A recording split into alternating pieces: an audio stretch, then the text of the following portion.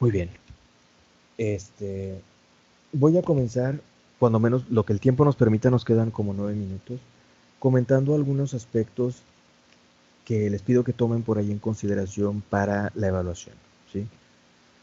Recordemos que el examen comprende, pues, los contenidos de la segunda fase, ¿no? Que ha sido, pues, un poco larga, este, porque solo hemos dividido el curso en dos fases, dos grandes fases.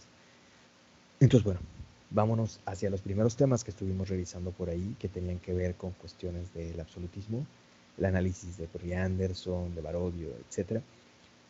Bueno, este, Perry Anderson, este historiador con tendencia, digamos, hacia el materialismo histórico en sus análisis, plantea en su texto El absolutismo, el Estado absolutista, plantea que el absolutismo es como una especie de modalidad política de transición, por decirlo de alguna manera.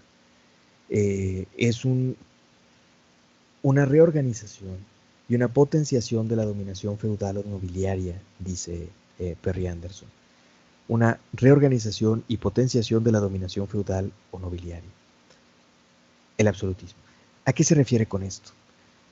A que el absolutismo era una especie de estado híbrido, por decirlo así, donde las viejas élites feudales, los terratenientes, los linajes nobiliarios, etcétera, seguían siendo los que tenían el poder principal en la sociedad.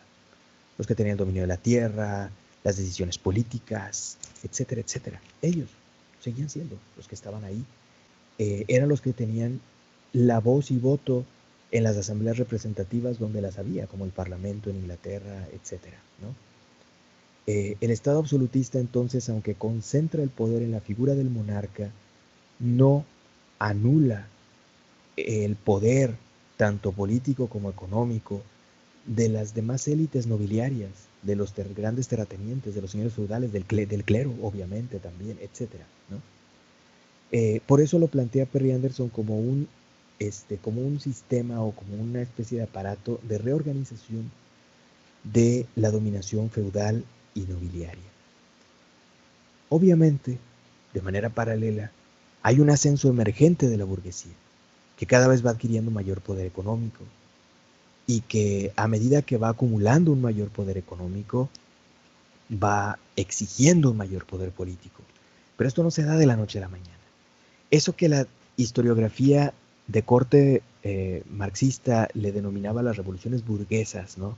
Esas revoluciones que mandan al carajo a las élites tradicionales, sobre todo nobiliarias, y que son suplantadas por las nuevas élites que ocupan una posición preponderante en las decisiones políticas cuando ya tenían una posición preponderante en la hegemonía económica, ¿no?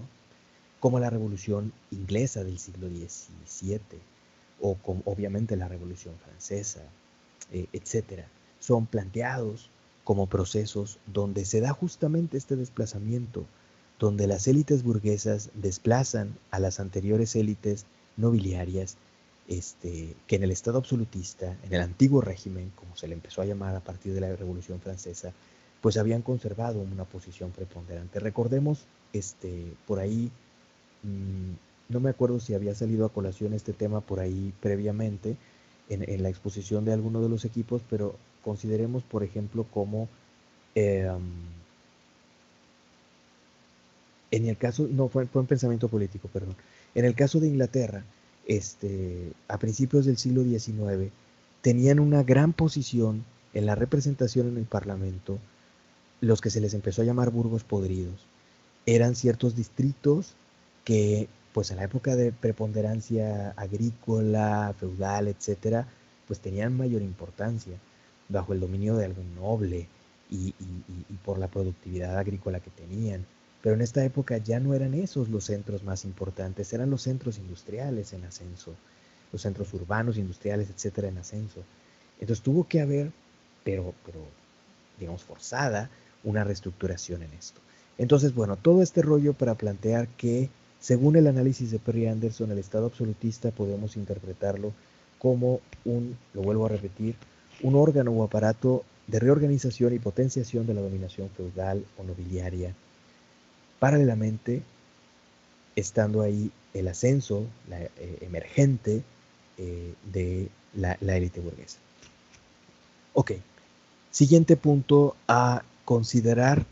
Por ahí vimos un recuento general, lo expuse yo, de hecho, un recuento general sobre los cambios políticos en los reinos hispánicos primero y luego pues ya España propiamente, a partir de, pues, de que se empieza a forjar la unificación. Y bueno, se considera que Carlos I, Carlos V, ¿no? V como emperador,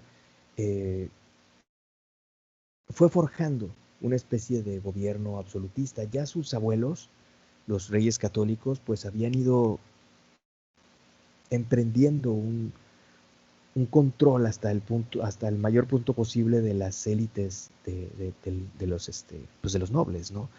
Que tanto contrapesaban a los monarcas y que tanto regateaban la política en los reinos. Es muy significativo, por ejemplo, el regateo en la decisión de la sucesión, valga la expresión, puro cacofonía, más que rimas, cacofonía, de Enrique IV de Castilla y León, ¿no? Unos nobles apoyaban a Juana y otros a Isabel y esto y lo otro, y etcétera. O sea, ahí se vio ahí fue muy evidente todavía ese poder, esa influencia tan significativa que tenían los nobles, donde podían ellos regatear y de pronto, nos conviene que esté Juana, no, pues ya no, vamos a decir que es una bastarda, entonces vamos a apoyar a la otra, y etcétera, etcétera. Ahí se vio muy claro eso, pero ya los reyes católicos tuvieron la autoridad suficiente para ir controlando cada vez más la nobleza. Bueno, pues esto se vio de manera más significativa con Carlos I.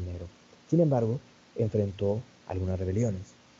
Entre 1520 y 1521 enfrentó una rebelión genéricamente llamada de los comuneros, porque los rebeldes eran, digamos, los ayuntamientos, las comunas de ciudades, de villas, esas autoridades locales a las cuales el monarca pretendía controlar, ¿no? Y que no se querían dejar. Entonces, esa rebelión de los comuneros fue pues una rebelión de las comunas, es decir, de los ayuntamientos, de las autoridades locales, de las autoridades de las ciudades, en contra de este centralismo creciente de la autoridad del rey.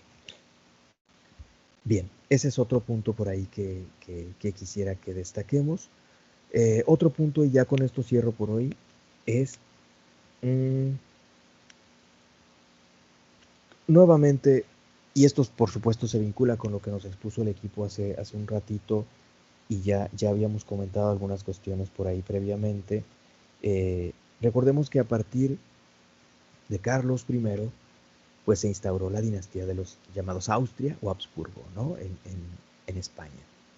Y esta dinastía se agotó en 1699 o 1700, con el fallecimiento de Carlos II. Empezó con Carlos I, se acabó con Carlos II.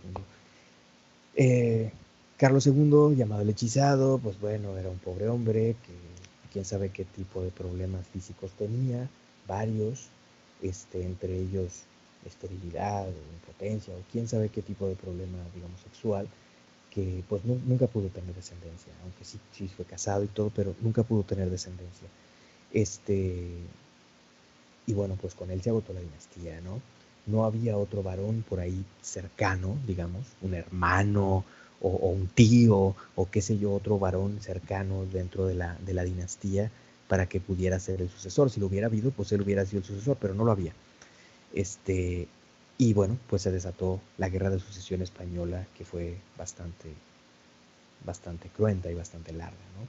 Que ya nos comentaban ahorita en parte los compañeros y que ya habíamos destacado antes. Ok, ahí la dejamos por hoy. Alcanzamos a comentar acerca de la concepción de Perry Anderson sobre el absolutismo, cómo lo define, cómo lo concibe como un sistema que reorganizaba y potenciaba la dominación feudal o nobiliaria, paralelamente al ascenso emergente de la burguesía, etcétera, etcétera. Comentamos también sobre la rebelión de los comuneros de 1520-21, que se opuso a las políticas centralizadoras de Carlos I en España. Y comentamos también sobre pues el cambio dinástico en España, el último Habsburgo, Carlos II, Carlos II el hechizado, le decían, creían que su condición era algo que tenía que ver con brujería. Pues no, tenía que ver con una endogamia espantosísima, donde a fuerzas se tenían que estar casando entre parientes y parientes y parientes y parientes, no hermanos, pero sí primos, o sea, parientes de cercanos hasta cierto punto, bastante cercanos, porque además esto no era una vez, esto se seguía repitiendo, porque a fuerza tenían que seguir siendo parientes los que se casaran. Entonces, pues bueno, este pobre hombre fue víctima de esa, muy probablemente de esa radical endogamia, de esa fusión o fisión o lo que sea ahí de genes, y pues bueno. Con él se agotó la dinastía, inició la Guerra de Sucesión Española y ascendió pues la nueva dinastía que fueron los Borbón. Ok, el siguiente punto a considerar es en torno a, bueno, aquí estoy hablando del ascenso de los Borbón en España, pero pues a considerar el ascenso de los Borbón en Francia, ¿no? ¿Cuándo o cómo ascendieron los Borbón en Francia? Pues la línea originaria de los Capeto, la línea, bueno, no era una línea originaria, era en realidad ya una línea colateral. Ya habían estado los Valois Capeto y los Angoulême Capeto y los etcétera. Esa línea que estaba en el poder en el siglo XVI en Francia, pues se agotó con los hijos del rey Enrique III, ¿no? Bueno, con la muerte de él y de sus hijos, sin tener una descendencia legítima o masculina que pudiera ser los sucesores según las leyes sálicas, ¿no? Entonces, pues bueno, después de la muerte de Enrique III, no, esto fue la muerte de Enrique II, perdónenme, después de la muerte de Enrique III, ahora sí, pues bueno, se agota esta línea dinástica y pasa a una rama ahí muy colateral que tenía parentesco lejano con ellos, tenía descendencia de los reyes medievales, de San Luis particularmente, y por vía masculina como Dios mandaba, según las leyes sálicas, que fue pues el rey Enrique de Navarra, pero que era calvinista, ¿no? Y pues bueno, ya estaban a la orden del día en Francia las luchas religiosas, grupos de élite, grupos nobiliarios, muy intransigentes, muy radicales, que no querían tolerar a los hugonotes, y mucho menos que un hugonote se convirtiera en el rey de Francia. Entonces, pues, fue todo un caos, ¿no? En Francia. Posteriormente, pues Enrique finalmente se convirtió al catolicismo, medio aplacó a la oposición de la Liga Católica y pues bueno, medio se aplacaron las cosas, aunque finalmente fue asesinado por un fanático católico que nunca le creyó que él fuera católico de a de veras, que lo odiaba por andar tolerando a los hugonotes por el edicto de Nantes de 1598, etc. Y pues bueno, esta figura de cambio del ascenso de los Borbón en Francia, que logró poner fin, bueno, que causó y a la vez puso fin, las dos cosas, en buena medida la provocó su propio derecho sucesorio, su designación como sucesor por su primo lejano, Enrique III, pues fue Enrique IV de Navarra, ¿no? de la dinastía de Borbón. Bueno, él ascendió al trono en 1589. En su momento,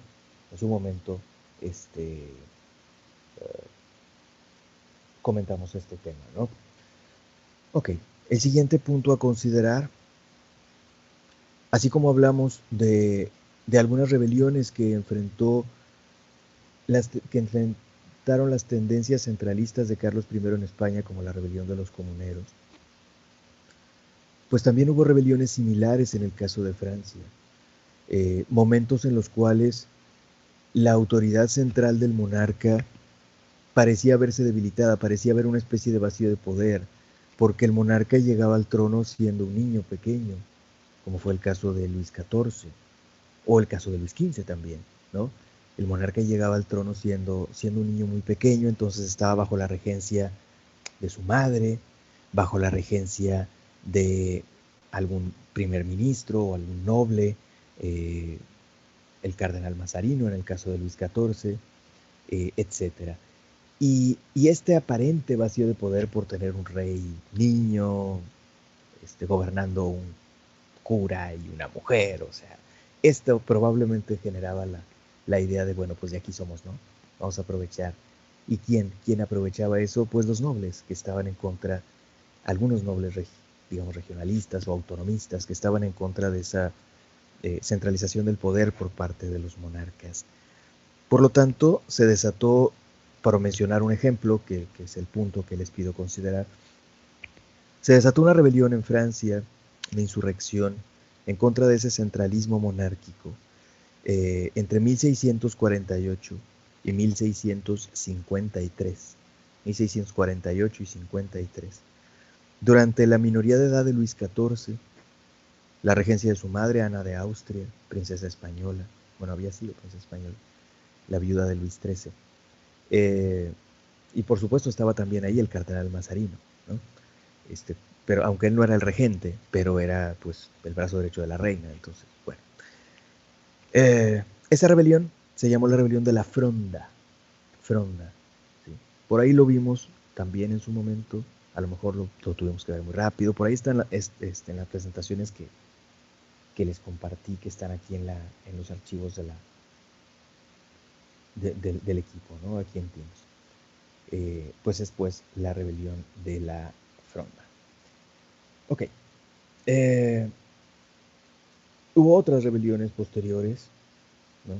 Como la rebelión de La Rochelle, que, bueno, perdónenme, otras rebeliones anteriores y posteriores, la rebelión de La Rochelle que había sido anterior, en la época del cardenal Richelieu, de Luis XIII, y otras que se dieron posteriormente. Estas rebeliones representaban las pulsiones autonomistas de la nobleza que, como herencia medieval, pues habían sido amos y señores de sus territorios. Y ahora el rey pretendía centralizar el control, las decisiones, los asuntos de Estado, incluso atraerlos a ellos de manera personal, llevárselos a vivir a la corte en Versalles, para tenerlos ahí aplacaditos y controladitos y entreteniditos también. Y esto causó reacciones, ¿no? Muy, muy, muy fuertes. Bueno, un ejemplo pues es esta rebelión de la Fronda. El siguiente punto, probablemente no lo alcanzamos a ver aquí no tuvimos el tiempo de comentarlo aquí en la clase de manera explícita, pero está ahí también en las presentaciones. Si no me equivoco, corríjanme si me equivoco, pero creo que solo alcancé a comentar hasta Suecia, y me quedó pendiente Dinamarca y Noruega. Dinamarca-Noruega. Y quedó pendiente también, y de eso ya ni siquiera tuve oportunidad, pues se me fue juntando una cosa y otra del doctorado y varias otras cosas, de hacer sobre el tema de Brandenburgo, Prusia y de Polonia. Pero lo de Dinamarca, Noruega sí está en la presentación que por allí les compartí. Y pues bueno, existe un término que está ahí apuntado en la presentación. De hecho, se los voy a mostrar. Se los voy a mostrar rápidamente esta parte.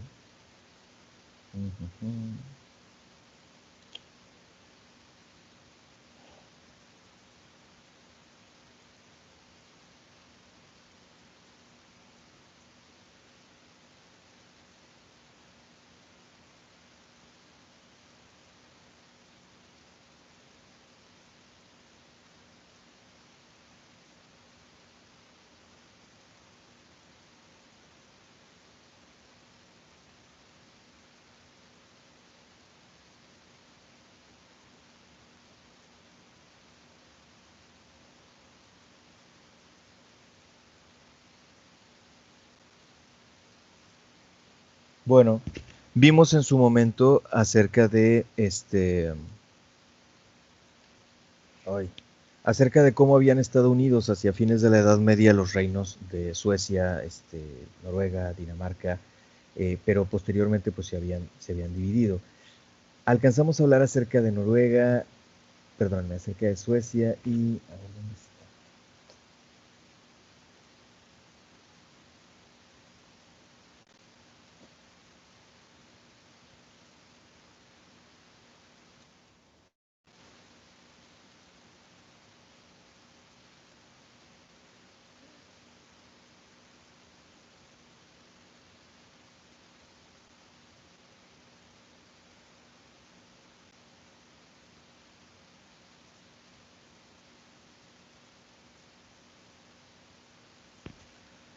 Bueno, ok.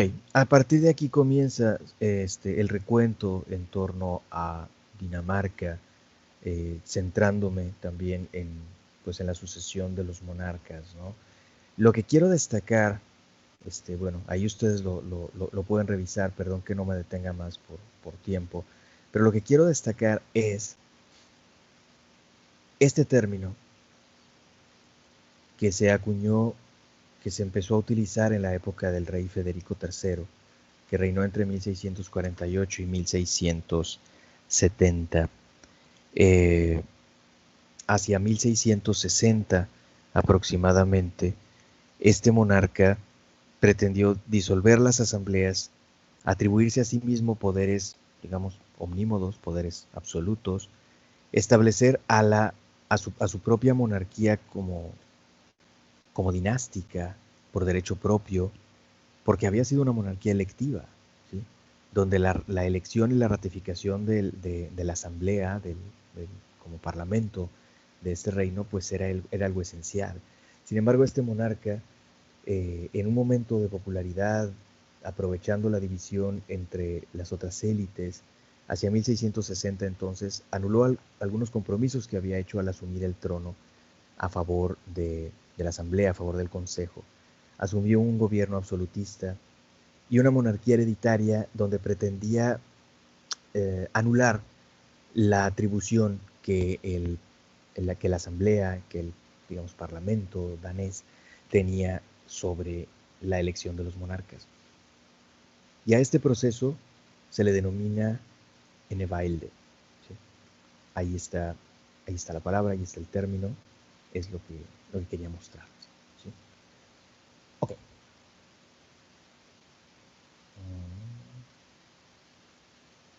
¿Y ahora qué hago? ¿Cómo sale? Acá, ya.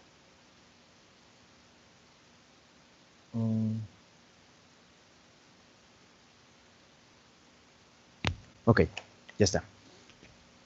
Um, el siguiente punto a considerar es acerca de, este, bueno, lo destacaban por ahí los compañeros, me parece que en la sesión pasada, sobre todo, creo que en la sesión pasada sobre todo, o antepasada, lo destacó mucho por ahí el equipo que expuso, que es sobre el ascenso de Prusia pues como una potencia, ¿no? Que se fue dando durante el siglo XVIII.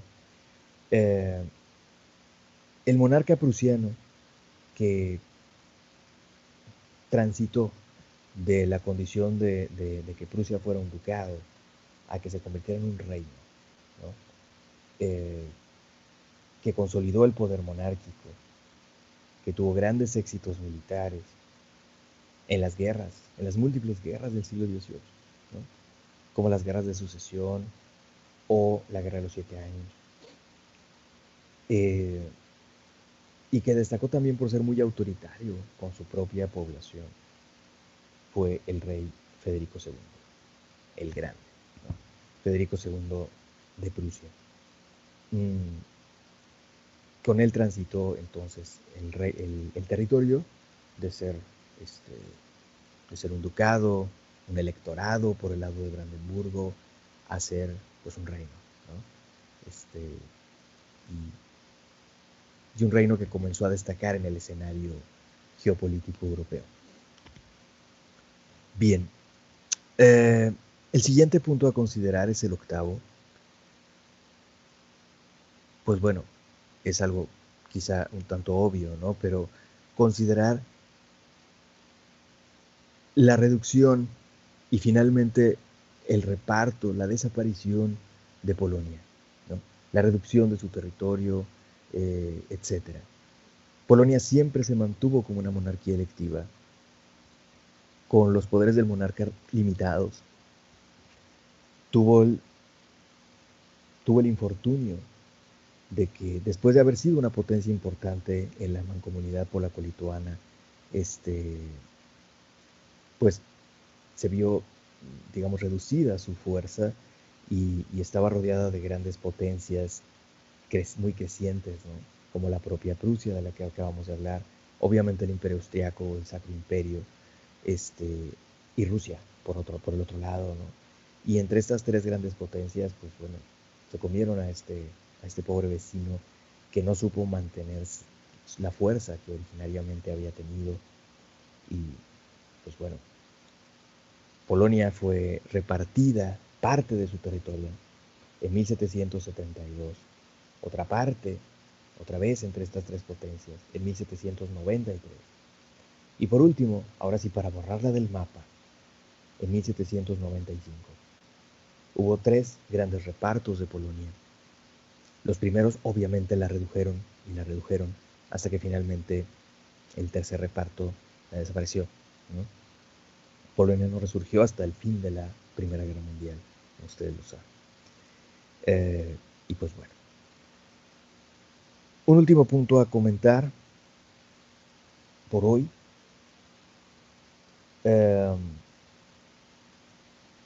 Con respecto al mundo musulmán, que también por ahí comentamos, expuso por ahí el equipo correspondiente, no recuerdo ahorita, perdón, qué equipo fue.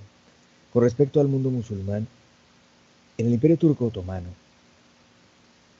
la figura del sultán siempre fue interpretada desde Occidente como una especie de déspota.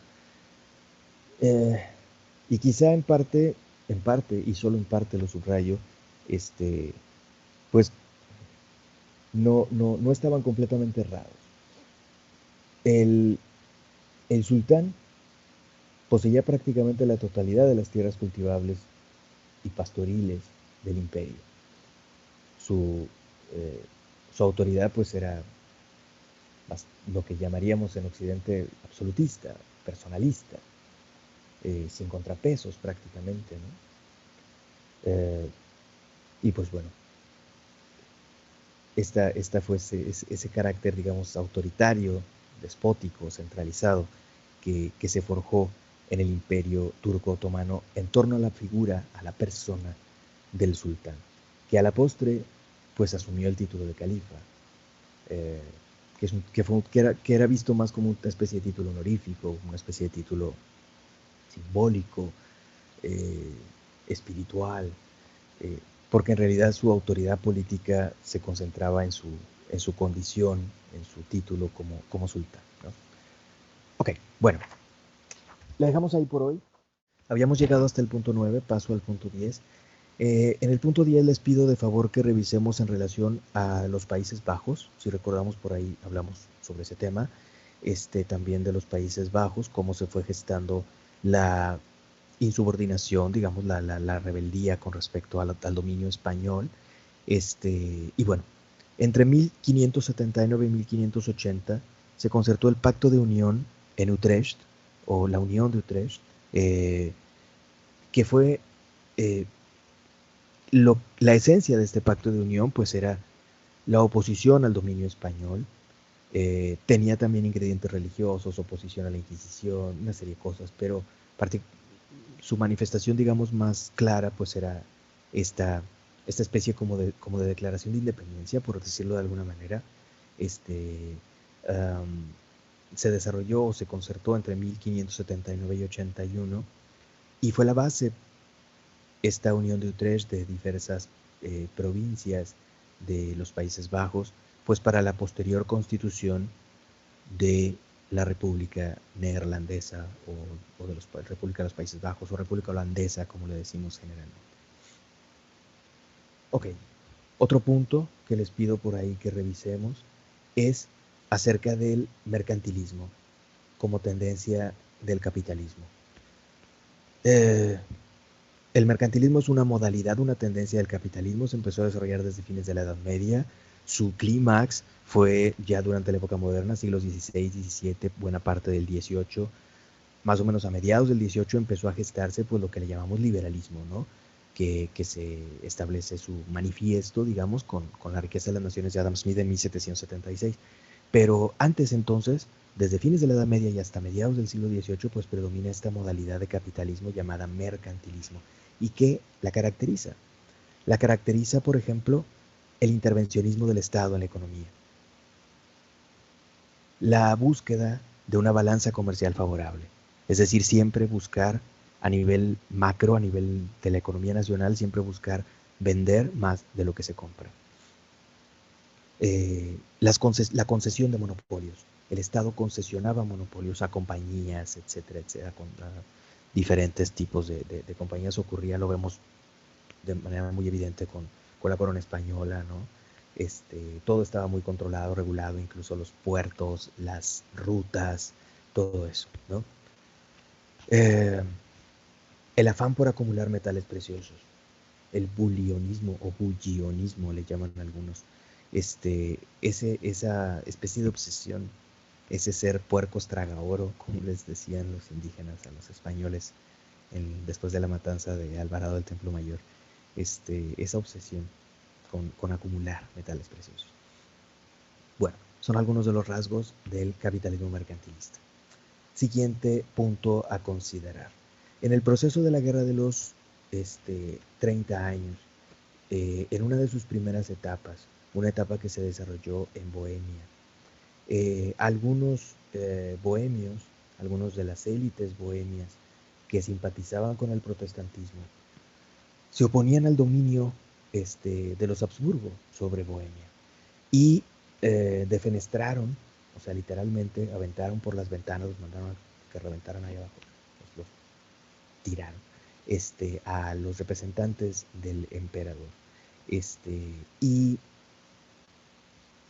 los bohemios, simpatizantes del protestantismo, entraron en contacto con el elector del Palatinado, el conde elector del Palatinado, que era parte de la élite del top del Sacro Imperio, ¿no? Federico V, el conde elector del Palatinado Federico V, para ofrecerle la corona de Bohemia. Y él entonces empezó a meter las narices en Bohemia. Federico V del Palatinado, ¿sí? Conde elector. Esto hizo que el emperador interviniera de una manera muy contundente y que finalmente en 1623 el emperador Fernando II despojara de su estatuto como elector y de sus prerrogativas a este príncipe protestante. Se temía que la balanza de la elección imperial se inclinara hacia un posible emperador protestante, y esto no estaban dispuestos a aceptar, ¿no? A regañadientas estaban medio empezando a tolerar que hubiera príncipes protestantes y tuvieran el derecho pues eso, a practicar su religión, etcétera. Pero que hubiera mayoría en el colegio electoral de protestantes que pudieran elegir a un emperador protestante, eso no estaban dispuestos a hacerlo. Y recordemos que el elector del Palatinado, pues era eso, un elector, pero el rey de Bohemia era otro elector. Entonces, si él ostentaba las dos coronas, pues él tendría dos votos dentro del imperio, y era protestante, como también era protestante el duque de Sajonia y el margrave de Brandenburgo. Entonces, tendrían mayoría. Y eso no lo querían aceptar. Por eso se le despojó, por eso y por meter las narices en Bohemia, se le despojó de sus prerrogativas como elector, etcétera. Fue la ruina del elector del Palatinado. El derecho de elección pasó, si no me equivoco, a Baviera, pero en ese momento, en 1623, pues esto ocurrió. Bueno, recordemos también, otro punto, recordemos también cómo se concertó el fin finalmente de la Guerra de los 30 años, ¿no? En 1648, la llamada paz o tratado de Westfalia, con W, West, ¿sí? W-E-S-T, Falia. Eh, la paz de Westfalia es proceso muy importante de tener en consideración porque implicó, además de algunos pactos religiosos, obviamente, o sea, se vieron forzados a ceder y a conceder cierta tolerancia. Incluso hubo algunos acuerdos muy curiosos, por ejemplo, el Principado Eclesiástico de Osnabrück, el cual se dieron cuenta en el proceso de negociación de la paz de Westfalia de que prácticamente la mitad de su población era católica y la mitad era protestante. Entonces, no se veía una clara mayoría. ¿Qué hacemos? Pues decidieron dejarlo como principado eclesiástico, como un obispado, pero alternar entre católicos y protestantes a sus príncipes. Sería un príncipe católico, un obispo o cardenal o lo que sea, y cuando él muriera o renunciara o lo que sea, pasaría a un obispo protestante, que generalmente era algún noble, algún monarca que era protestante, podía ser incluso el rey de Inglaterra o alguno de los nobles alemanes protestantes, etc. Y luego cuando él muriera o renunciara, pasaría otra vez a un obispo católico, y así alternadamente, y así duró hasta fines del 18 o principios del 19. Fue una solución de compromiso muy salomónica, muy curiosa. Pues bueno, fueron el tipo de acuerdos a los que llegó la paz de Westfalia en el seno del imperio. Pero no solamente la paz de Westfalia se ocupó del imperio, la paz de Westfalia se ocupó también de una especie de reestructuración y de equilibrio de fuerzas en Europa en general, ¿no? Fue el fin de una pequeña guerrita mundial, o bueno, no mundial, europea muy generalizada, como fue la Guerra de los 30 años, y su conclusión pues llevó obviamente a acuerdos quizás solo equiparables a, a los acuerdos de los tratados de Viena, del Congreso de Viena, posteriores a la expansión napoleónica en 1815. Bueno, siguiente punto. Con respecto a los procesos en Inglaterra, que también por ahí estuvimos comentando, pues bueno, el monarca Carlos I Estuardo pues se fue ganando enemistades, rivalidades con el parlamento, etcétera, etcétera. Sus tendencias a concentrar el poder en su persona lo llevaron a rivalidades muy fuertes con el parlamento, entre otros factores. Finalmente fue derrocado, juzgado y decapitado, y se instauró una especie como de república en la Gran Bretaña, encabezada por Oliverio Cromwell, que duró de 1649 a 1658 y que se le denomina genéricamente Commonwealth, el periodo de la Commonwealth. Commonwealth se le llama también a la mancomunidad británica de naciones que se forjó durante el siglo XX como resultado de los procesos de independencia, etcétera, o de autonomías, independencias o autonomías que fueron ganando pues muchos países del antiguo gran imperio británico, ¿no? Pero se llamó así también Commonwealth, como una mancomunidad, o algo así sería la traducción, este, a este periodo republicano eh, encabezado por el Lord Protector Cromwell, ¿no? Bueno, este, menciono un último punto para llegar al 15 y que ya solo nos falten 5, ¿sí? Para que no nos falte tiempo la próxima clase. Un último punto. Después de la caída de Cromwell y que no se pudo consolidar su sistema, su gobierno, etc. Cromwell era además de una tradición religiosa minoritaria en Inglaterra. Protestante sí, que la identidad protestante se volvió demasiado importante para los ingleses, pero puritano, ¿sí? De herencia calvinista. Y pues bueno, después de que finalmente fue derrocado, se reinstauró la monarquía con el hijo de Carlos I, con la dinastía de los Estuardo, obviamente, o sea, se reinstauró la dinastía de los Estuardo, que duró hasta la reina Ana, en el siglo XVIII, y pues bueno, en 1658, después de que falleció Cromwell, ascendió Carlos II, hijo de Carlos I, eh, también de la dinastía de los Estuardo. Ok, bueno, muy bien. Pasamos al punto siguiente. El punto siguiente tiene que ver con algunas cuestiones que aparecieron por ahí en temas sobre procesos socioculturales, socioeconómicos, eh, del siglo XVII, si no me equivoco, entre el siglo XVII y el siglo XVIII. Por ahí se mencionaba el recurso a el cultivo de rotación, al sistema de cultivo, o al sistema de rotación en los cultivos, más bien dicho, perdón, el sistema de rotación en los cultivos, el cual consiste en no utilizar parte de las tierras durante un periodo determinado para que se reconstituya su fertilidad, ¿no? Los digamos, los nutrientes, ¿no? El nitrógeno, etcétera, que la tierra requiere para, pues para ser fértil, ¿no? También se utilizaban las hierbas de forraje, igual como un recurso para favorecer eh, la fertilidad de la tierra. Como ustedes sabrán, la gente del campo a veces habla, a veces una terminología que a veces se utiliza en el campo, de que la tierra se cansa. Es decir, no se puede estar produciendo en cada temporada así de manera constante en el campo, porque la tierra no va a dar, ¿sí? Se agota de sus nutrientes, digamos que está, entre comillas, cansada.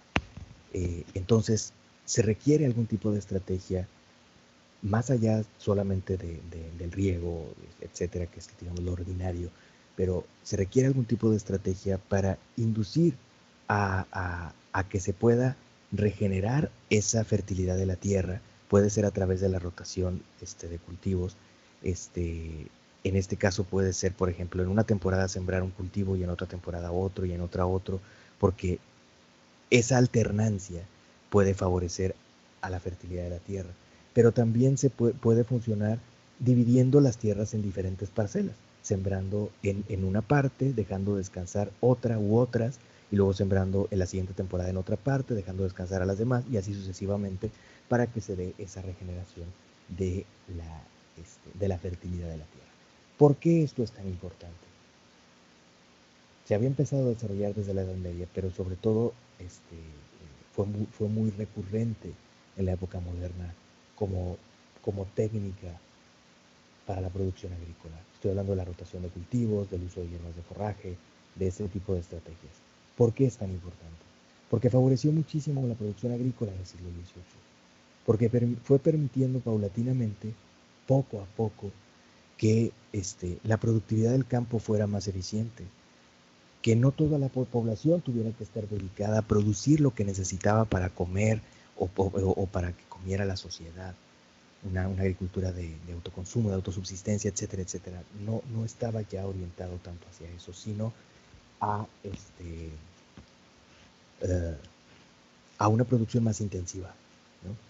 Entonces, por eso es la importancia de esto. Es una base, un pilar que posibilitó posteriormente la revolución industrial y la urbanización, porque no tanta gente se hubiera podido orientar al trabajo en la industria y en la ciudad si hubiera tenido que seguir anclada en trabajar la tierra para que todos tuvieran y ellos mismos que fregados comer. Pues un cambio en la producción agrícola, una especie de revolución agrícola previa a la revolución industrial, fue fundamental para que esto pudiera darse, ¿sí? Por eso la importancia de este tema. Ok, punto siguiente. Ya lo habíamos comentado previamente y lo habíamos destacado. La Guerra de los 7 Años se desarrolló entre 1756 y 63, 1756 y 1763. Intervinieron en ella la mayoría de los países europeos. Tuvo frentes más allá de Europa vinculados con las Indias Orientales y las Indias Occidentales. Una reconfiguración del territorio de Norteamérica, por ejemplo, en torno a Canadá, el Valle de Ohio, etcétera, etcétera, etcétera. Pero lo que quiero destacar es, o lo que quiero que destaquemos es, quiénes fueron las principales potencias triunfantes, los que emergieron de la Guerra de los 7 Años como potencias triunfantes con una posición hegemónica en Europa. Y fueron la Gran Bretaña y Prusia, principalmente. La Gran Bretaña y Prusia. El siguiente punto a comentar es en torno a la Guerra de Sucesión Austriaca. Una guerra, de hecho, bueno, cronológicamente, pues esto fue antes que la Guerra de los 7 años, obviamente. La Guerra de Sucesión Austriaca ocurrió entre 1740 y 1748. Fue una lucha en contra digamos, el derecho dinástico de María Teresa de Habsburgo, que finalmente fue reconocida como emperatriz, pero no ella sola, sino que ella gestionó que su esposo, Francisco, fuera elegido, primero elegido, ¿no? Y luego, pues coronado según el ritual de la época, lo hacía el arzobispo de Maguncia, si no me equivoco, ya esa coronación, ya no el papa, uh, fuera elegido y establecido, pues, con el ritual correspondiente como emperador.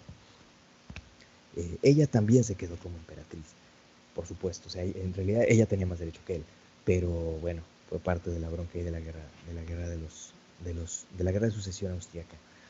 Pero la guerra de sucesión austriaca ese fue el pretexto, obvio, o sea, solamente fue un pretexto. En realidad lo que les interesaba a los países que intervinieron en esta guerra era debilitar al todavía vasto y muy poderoso imperio de los Habsburgo, y pues obtener un botín de este debilitamiento del imperio de los Habsburgo, lo cual no obstante no lograron, ¿no? Finalmente María Teresa se quedó y logró que su esposo pues fuera elegido y proclamado emperador, ¿no? Así es, Carlos, sí, por supuesto. Se considera que la guerra de los 7 años tuvo que ver con algunos asuntos no resueltos de la guerra de sucesión austriaca. Sí, tienes toda la razón. Siguiente punto a considerar.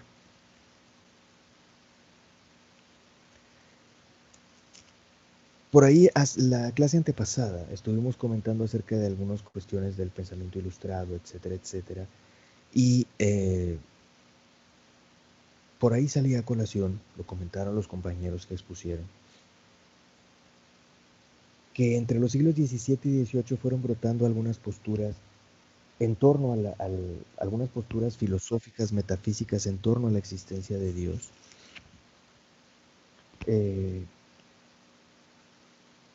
entendido como el absoluto en términos filosóficos. Y estas posturas fueron, por ejemplo, el deísmo, con D de dedo, deísmo, que significa que se reconoce a Dios como causa primera, ¿sí? Pero que no interviene en el mundo. O sea, Dios creó al mundo, fijó un orden en el mundo y lo echó a andar, pero ya no interviene sobre el mundo. Hay una cierta concepción para los que por ahí llevaron religiones conmigo. Hay una relación con la concepción de Deus Ociosus que menciona Mircea Eliade. O sea, ese Dios soberano creador que crea el mundo, etcétera, etcétera, pero que ya no interviene, que es como demasiado lejano. En buena medida está el concepto de un Aristóteles, un Cicerón, ese tipo de pensadores desde la antigüedad. Y en la época moderna era la concepción, por ejemplo, de Rousseau o de Voltaire, ¿no?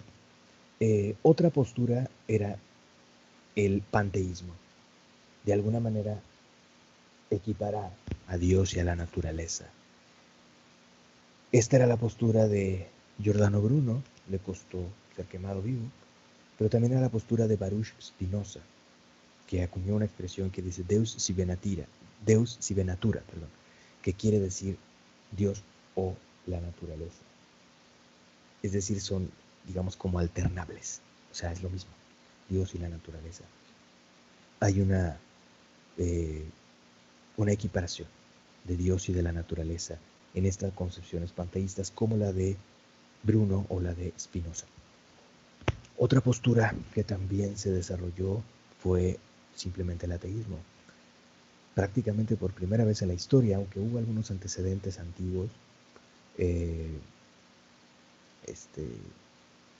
quizá de alguna manera el propio Epicuro, Lucrecio, incluso algunos antecedentes en la India o en algunas otras partes, pero En la época moderna, el ateísmo tal como lo conocemos, en la época moderna, un ateísmo más ligado a una postura, digamos, materialista, etcétera, eh, pues surgió también a mediados del siglo, sobre todo a mediados del siglo XVIII, figuras como Diderot, D'Alembert, el barón de Holbach, con H al principio, H. Holbach, entre otros, Hume, creo que también, varios de estos pensadores eran auténticamente ateos. Eh, Otros muy, muy críticos como Rousseau, Voltaire, no lo eran deístas, sí creían a su manera en Dios, por decirlo así. Esto desplazó, este tipo de posturas metafísicas desplazaron cuando menos a otras dos posturas metafísicas que podemos señalar. Una es el teísmo con T, de Tomás.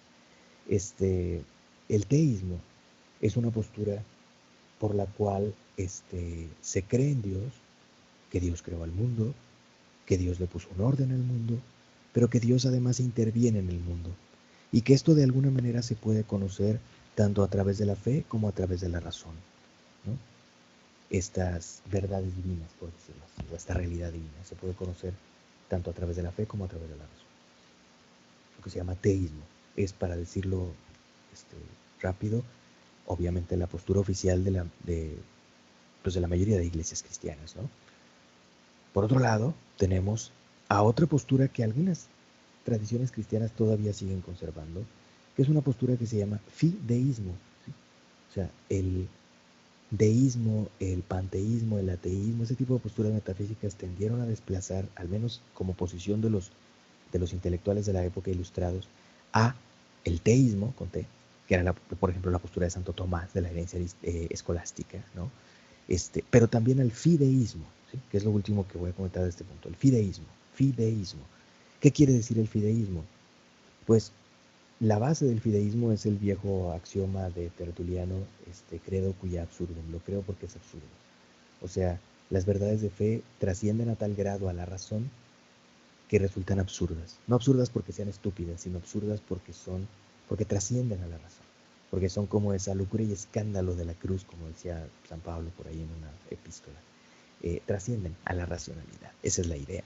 Y por esa razón, entonces, el acceso hacia ese tipo de verdades es únicamente por la vía de la fe. ¿Sí? Por eso se llama fideísmo, de fe. Solamente por la vía de la fe. No le busques tres pies al gato, no pretendas racionalizarlo. No va por ahí, no pasa por ahí. Es por la vía de la fe. ¿Okay? Último punto a comentar. Lo que veíamos la clase pasada, estos factores de distanciamiento de la sociedad francesa durante el siglo XVIII, sobre todo con respecto a los valores religiosos tradicionales, etcétera, los valores y prácticas tradicionales católicos en Francia. Según Chartier, algunos signos de este alejamiento son, lo decíamos en la clase pasada, el distanciamiento de los nacimientos. El distanciamiento de los nacimientos. ¿Por qué? Porque indican que las personas, las parejas, los matrimonios recurrían a algún tipo de estrategia para evitar la concepción.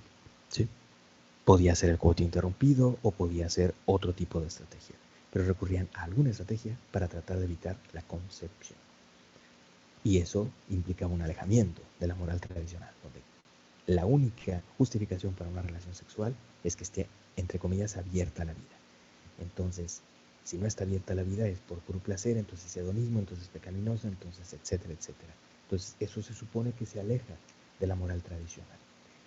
Más bien dicho, no se supone, se aleja de la moral tradicional. Y si la gente se atrevía a hacerlo, pues bueno, eso era cierto, pues eso, atrevimiento, ¿no? Otro factor era, por ejemplo, también lo comentábamos en la clase pasada, que la gente destinaba menos recursos, ya sea en vida o en sus testamentos. Bueno, los testamentos se hacen en vida, pero quiero decir, es para después de muerto. Para las misas de sufragio, para las indulgencias, para la salvación del alma, en pocas palabras. ¿Sí? La gente dedicaba menos recursos. Sobre todo esto se analizó en los testamentos, ¿no? Menores recursos para las misas de indulgencia, para las misas de sufragio, para la salvación del alma, destinados en los testamentos. Y el último aspecto es un mayor influjo del jansenismo.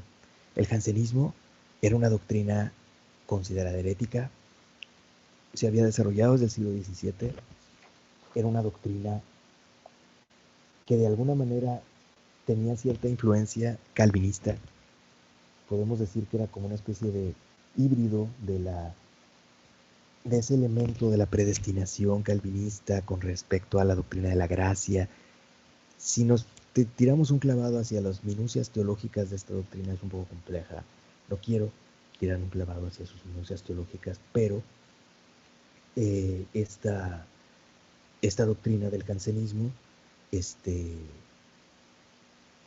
por una parte tuvo mucha influencia, se mezcló también con el galicanismo en Francia, es decir, con el afán de constituir a la iglesia francesa como autónoma con respecto a Roma, lo más autónoma posible con respecto a Roma.